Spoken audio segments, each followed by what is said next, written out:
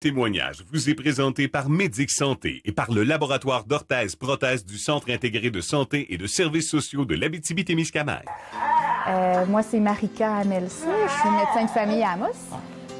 Moi, c'est Anthony McFarlane. Je suis comptable à Amos. Puis on a une grande fille qui a 6 ans maintenant, Livia. Puis on a monsieur Édouard qui vient d'avoir 3 ans. Édouard, en fait, a eu quelques complications à sa naissance. Il a manqué d'oxygène et de sang au niveau du cerveau à la naissance. Il a une paralysie cérébrale de type quadraparésie spastique. Il a une dysphagie sévère, il ne peut pas manger, un retard de développement associé à ça. En fait, c'est sûr que ça, on a les deux des métiers qui nous occupent beaucoup. On a la chance d'avoir avec nous une superbe aide à la maison, Andrea, qu'elle s'appelle. Vraiment très précieuse pour Édouard et pour la famille aussi.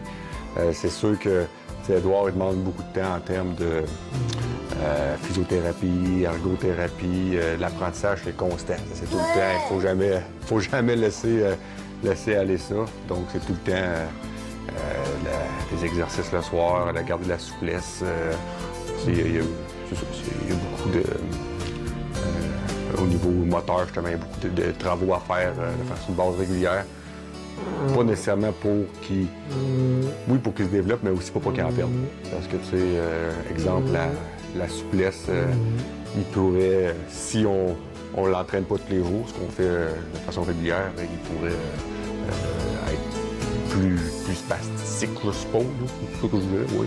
Plus spastique. Fait que, ça, c'est clair que ça a un impact majeur pour lui. Fait qu'il faut toujours l'entretenir, hein, Edouard? Faut toujours bouger. Bouger plus possible.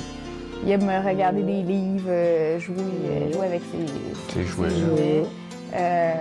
Il aime beaucoup les interactions aussi, là, fait qu'il aime beaucoup les activités qui le font bouger, là, fait que jouer avec ses jambes, jouer avec ses bras, faire tête, épaule, genoux, orteils, des étirements, même ça, il aime ça beaucoup. Là.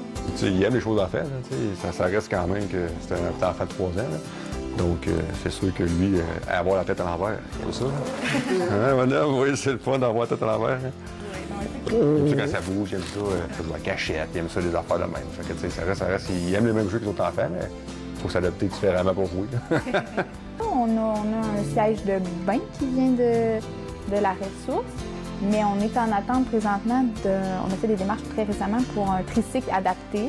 Puis son ergothérapeute nous a dit qu'il y a une partie qui est couverte par un programme ministériel, mais que la différence de coût pourrait faire partie d'une demande de la ressource. Il va y avoir beaucoup de choses de ce style-là. La ressource peut combler les manques à gagner du gouvernemental, exemple, là, sur des divers appareils.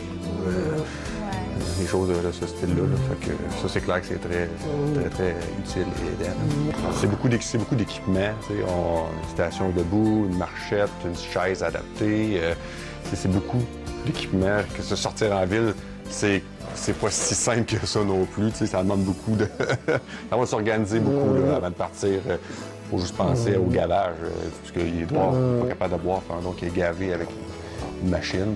Donc, il faut penser à préparer ses laits, il faut penser à porter la machine, le gavage. Il y a aussi une machine à succion, parce que des fois, il reste pris un peu dans sa gorge, donc on a une machine pour aspirer aussi. Donc, c'est beaucoup de choses à penser dans le quotidien. Il ne faut pas dire on va aller faire une petite commission en ville, là, c'est plus compliqué que ça un petit peu. Mais il aime tellement ça y aller, fait qu'on s'arrange pour y aller. Oui, certainement. T'sais, nous, on a quand même la chance peut-être d'avoir des ressources financières, puis de l'aide, puis tout ça, mais la ressource, c'est vraiment essentiel à mon avis. Nous, on sait que c'est toujours là, puis que ça peut nous aider aux besoins. Mais on sait aussi qu'il y a des gens qui ont peut-être moins de chance puis qui ont peut-être plus de difficultés. Puis, comme on disait tout à l'heure, le matériel puis l'adaptation que ça nécessite un enfant handicapé, nécessairement, financièrement, ça a des impacts. Puis de savoir qu'il y a des organismes qui peuvent aider. Nous, mais d'autres familles aussi, là, c'est sûr que c'est très, très rassurant.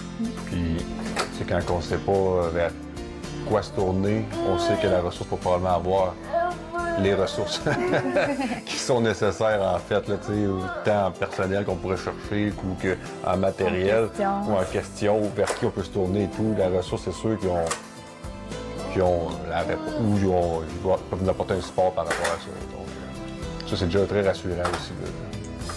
Bien, il y a beaucoup d'organismes, puis il y a beaucoup de bonnes causes, sauf que quand on donne à la ressource, je pense qu'on sait que l'argent est bien investi, puis ça reste pour des gens de la région, puis il n'y a pas beaucoup d'intermédiaires, je pense, là, fait que c'est des dons qui restent en proximité, puis qui sont utilisés de façon concrète. Ce témoignage vous a été présenté par Médic Santé et par le laboratoire d'orthèse-prothèse du Centre intégré de santé et de services sociaux de l'Abitibi-Témiscamingue.